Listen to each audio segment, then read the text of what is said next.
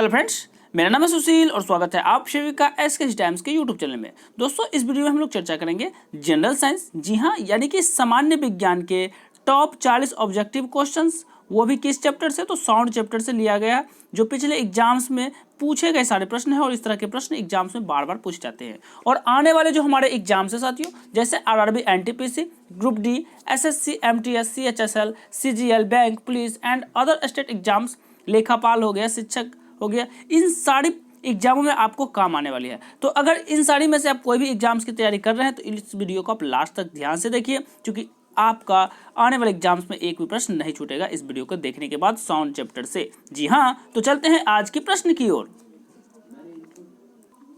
जी हाँ, बात करते हैं क्वेश्चन नंबर फर्स्ट की। तो क्वेश्चन नंबर फर्स्ट आपके स्क्रीन पे कहता है, क्वेश्चंस की ध्वनि का तात्व किस पर निर्भर करता है? जी हाँ, ध्वनि का जो तात्व निर्भर करता है वह किस पे निर्भर करता है साथियों? तो वह निर्भर करता है आवृत्ति पे। ध्यान देंगे, यहाँ से option number A right answer होगा। तो इसी तरह के प्रश्न टोटल 40 प्रश्न बताए जा रहे हैं और उसमें अपना स्कोर जरूर कमेंट कीजिएगा कि आप 40 प्रश्न में कितना का आंसर्स आप पहले से जानते हैं। जो भी आंसर जानते हैं आप कमेंट जरूर कर लेंगे। जी हाँ फ्रेंड्स, चलते हैं नेक्स्ट प्रश्न की ओर। और ये रहा नेक्स्ट प्रश्न आपके स्क्रीन पे। जी हाँ, प्रश्न है 20 हर्ट्ज से 20,000 हर्ट्ज बारंबारता की ध्वनि निम्नलिखित में से क्या है?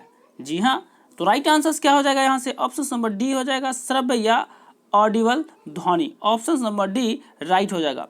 20,000 से 20 हर्ट्ज से 20,000 हर्ट्ज की जो होती है बारंबारता की ध्वनि क्या है? तो श्रव्य शून्य लायक ध्वनि होती है। ठीक है, अगली प्रश्न आपके स्क्रीन पे। जी हाँ फ्रेंड्स, प्रश्न कहता है कि ध्वनि वायु में ध्वनि की चाल 332 मीटर प्रति सेकंड होती है। यदि दाब बढ़ाकर दोगुना कर दिया जाए तो ध्वनि की चाल होगी। जी हाँ, तो ध्वनि की जो चाल होगी साथियों वह क्या होगी? उस पर कोई अंतर नहीं होगी, वह 332 मीटर प्रति सेकंड ही होगी। ध्यान देने वाली क्वेश्चन सब ध्यान दीजिएगा।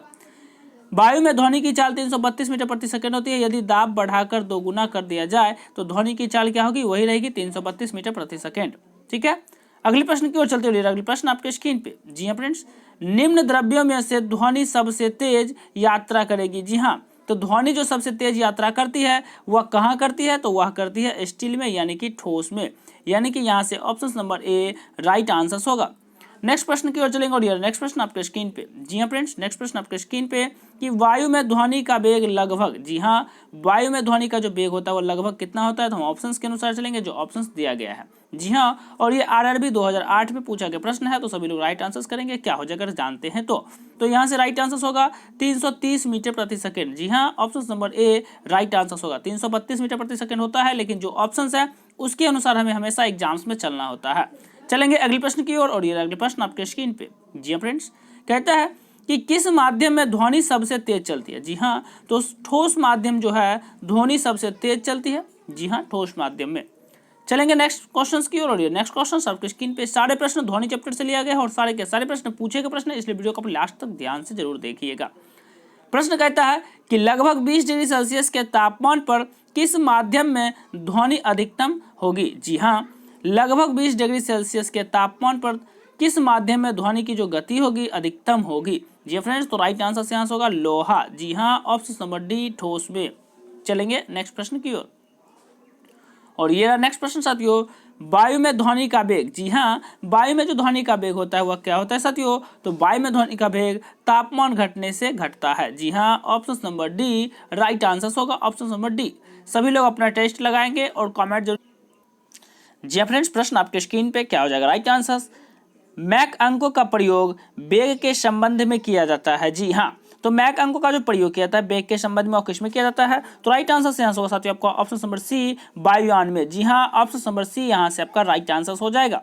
चलते हैं अगली प्रश्न की ओर और ये अगली प्रश्न आपके स्क्रीन पे। सारे साथी राइट आंसर करेंगे। राइट आंसर क्या हो जाएगा? जी हाँ, ध्वनि की वह विशेषता जो एक मादा ध्वनि को नर ध्वनि से भिन्न करती है। जी हाँ, पुरुष और महिलाएं की जो आवाज होती है अलग होती है। तो यह जो होती है साथियों यह किसके कारण होती है? सभी लोग राइट आंसर करेंगे अगर जानते हो तो। जी हाँ, तो राइट आंसर यहाँ से ए हो जाएगा, तारत्व के कारण। जी हाँ, ध्वनि की विशेषता जो एक मादा ध्वनि और नर ध्वनि को भिन्न करती है किसके कारण? तो तारत्व कहलाती है। जी हाँ, चलते हैं अगले प्रश्न की ओर और ये अगले प्रश्न आपके स्क्रीन पे।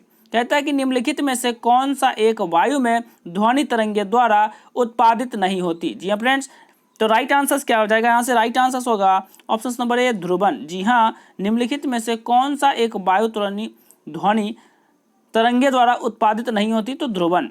अगली प्रश्न की ओर चलेंगे और ये अगली प्रश्न आपके स्क्रीन पे। जी हाँ, ध्वनि तीव्रता की डेसिबल में वह अधिकतम सीमा जिसके ऊपर व्यक्ति सुन नहीं सकता। जी हाँ, ध्वनि तीव्रता के डेसिबल का वह अधिकतम सीमा जिसके ऊपर ध्वनि सुन नहीं सकता। राइट आंसर यहाँ से होगा साथियों 95 dB। जी हाँ, right answer 95 dB right answer.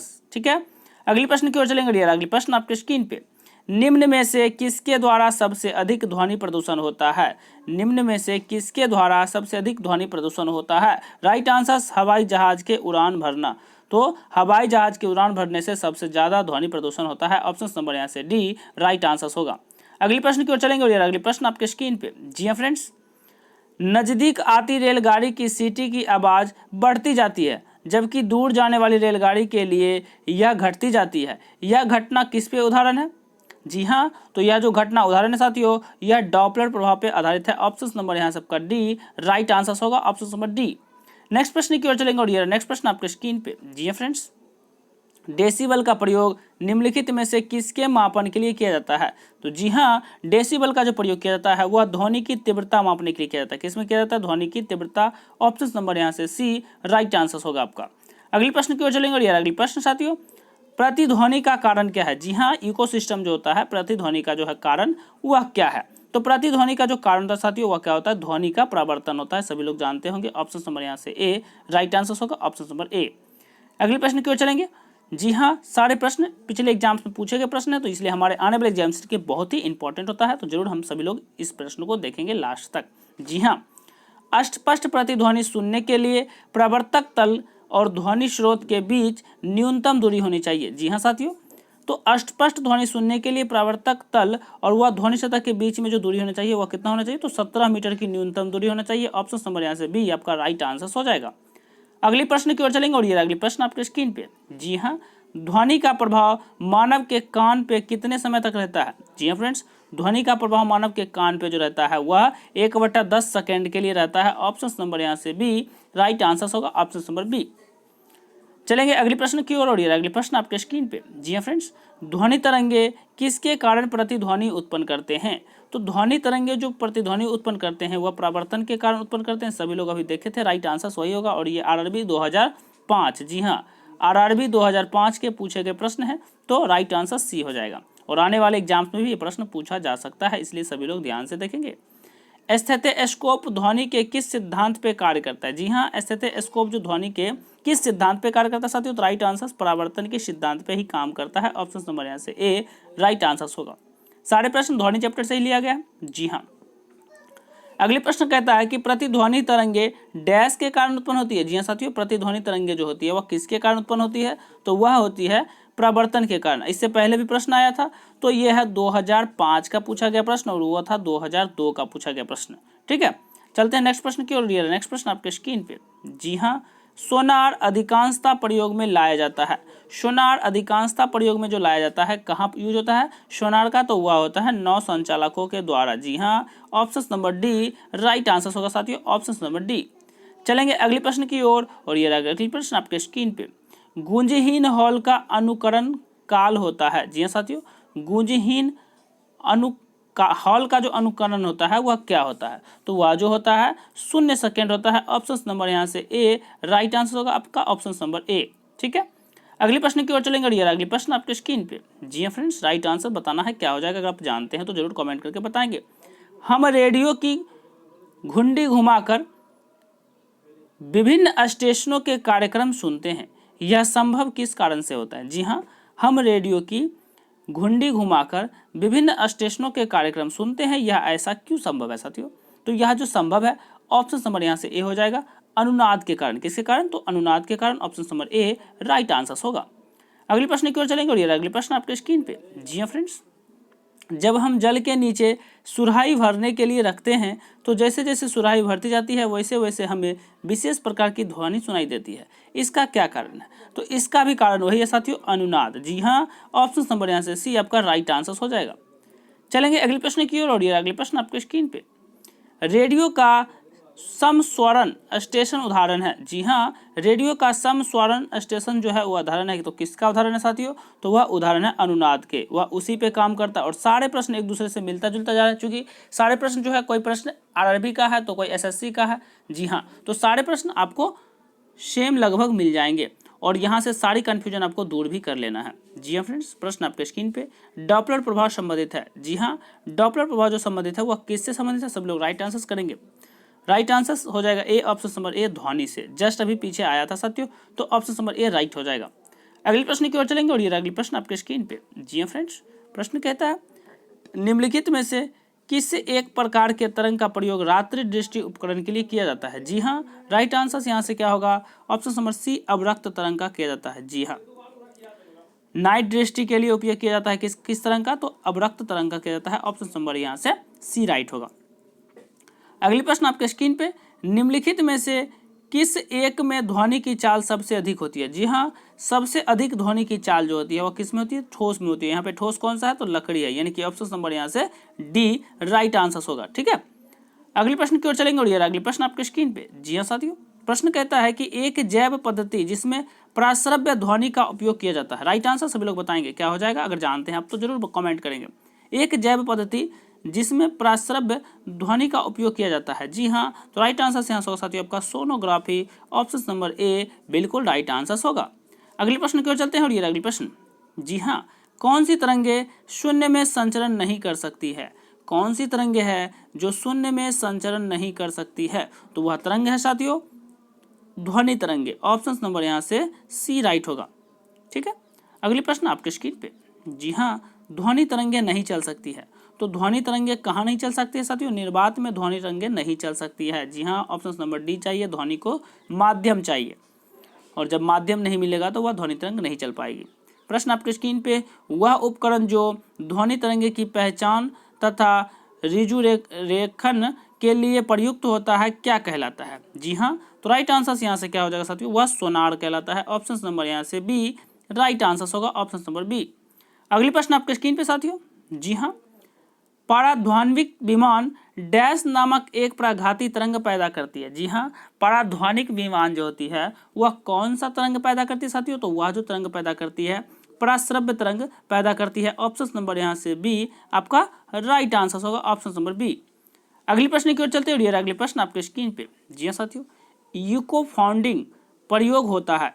Eco founding प्रयोग कहाँ होता है साथियों? तो इको साउंडिंग है। ठीक है, इको साउंडिंग जो प्रयोग होता है वह कहाँ होता है? तो यह होता है साथियों समुद्र की गहराई मापने के लिए। कहाँ होता है? समुद्र की गहराई मापने के लिए इको साउंडिंग का प्रयोग किया जाता है। ऑप्शन नंबर यहाँ से सी आपका राइट आंसर होगा। ठीक है, चलेंगे अगली प्रश्न और ये आपके स्क्रीन पे। जी हाँ साथियों, एकॉस्टिक विज्ञान है। जी हाँ, एकॉस्टिक विज्ञान जो है वह क्या है? तो एकॉस्टिक विज्ञान ध्वनि से संबंधित है, यानी कि ऑप्शन नंबर यहाँ से बी आपका बिल्कुल राइट आंसर हो जाएगा। जी हाँ फ्रेंड्स, जी हाँ, अगली प्रश्न आपके स्क्रीन पे कहता है निमग्न वस्तुओं को पता लगाने के लिए प्रयुक्त किए जाने वाले उपकरण को क्या कहते हैं? जी हाँ, तो क्या कहते हैं साथियों? तो कहते हैं सोनार। ऑप्शन नंबर यहाँ से बी राइट आंसर होगा, ऑप्शन नंबर बी। चलते हैं अगली प्रश्न की ओर। जी हाँ, मेघ गर्जना सुनने पर व्यक्ति अपना मुंह खोलता है जिससे, जी हाँ ध्यान देंगे, राइट आंसर क्या हो जाएगा? मेघ गर्जना सुनने पर व्यक्ति अपना मुंह खोलता है जिससे क्या होता है? तो इसका क्या राइट आंसर साथियों? दोनों कानों के पर्णपटल पर वायु की दाब को बराबर करने के लिए। जी हाँ, right answer option number B, option number B right हो जाएगा। अगले प्रश्न साथियों आपके स्क्रीन पे क्या कहता है? ध्यान देंगे, वायु के तापमान में परिवर्तन से ध्वनि का निम्नलिखित में से कौन सा गुण प्रभावित होता है? जी साथियों, वायु की तापमान में परिवर्तन से ध्वनि के निम्नलिखित में से कौन सा गुण जो होता है प्रभावित होता है? तो राइट आंसर यहाँ से क्या होगा साथियों? आवृत्ति जो है वह प्रभावित होता है। ऑप्शन नंबर यहाँ से सी आपका आंसर राइट हो जाएगा, ऑप्शन नंबर सी। अगली प्रश्न की ओर चलेंगे और ये लास्ट प्रश्न आपके स्क्रीन पे। सारे साथी राइट आंसर बताएंगे क्या हो जाएगा। जी हाँ फ्रेंड्स, किसी संगीत यंत्र की ध्वनि तीव्रता मापी जाती है। जी हाँ, किसी संगीत यंत्र की जो ध्वनि तीव्रता मापी जाती है वह किससे मापी जाती है? तो वह डेसिबल में मापी जाती है। ऑप्शन नंबर यहाँ से आपका डी राइट आंसर होगा, डेसिबल। जी हाँ, ऑप्शन नंबर बी। उम्मीद करता हूँ कि सारे प्रश्न साथियों आपको आने वाले एग्जाम्स में जरूर काम आएगी और अपना स्कोर जरूर कमेंट करेंगे कि आप 40 में, जी हाँ 40 में आपका मार्क्स कितना आया है अपना स्कोर जरूर कमेंट कर लेंगे, ताकि इसी स्कोर पे मैं और आपके लिए दूसरा वीडियो बना सकूं। जी हाँ फ्रेंड्स, दूसरा वीडियो बना सकूं इसी स्कोर के आधार पे। तो उम्मीद करता हूं कि आपको सारे प्रश्न अच्छे लगे होंगे और आने वाले एग्जाम्स में आपको बेनिफिट भी पहुंचाएगी। तो आज की इस वीडियो में इतना ही रहने देते हैं साथियों, फिर मिलेंगे हम लोग नई वीडियो में, नई जोश, नई एनर्जी, नई मॉर्निंग के साथ। तब तक नमस्कार। अपने आसपास सभी लोग स्वच्छता बनाए रखेंगे, ठीक है। और साथियों यहाँ से आपको जो है ये अभी 8:30 बजे ये जो है आपको शाम में, जी हाँ शाम में 7 बजे लाइव क्लास चलने वाली है। तो उस सभी जो है साथी लाइव क्लास को ज्वाइन कर लेंगे, जनरल स्टडीज के लाइव क्लास में, ठीक है, शाम के 7 बजे लाइव क्लास। तो आज के लिए इस वीडियो में इतना ही रहने देते हैं, फिर मिलेंगे हम लोग नई वीडियो में नई जोश, नई एनर्जी, नई मॉर्निंग के साथ। तब तक नमस्कार। अपने आसपास सभी लोग स्वच्छता बनाए रखेंगे। धन्यवाद।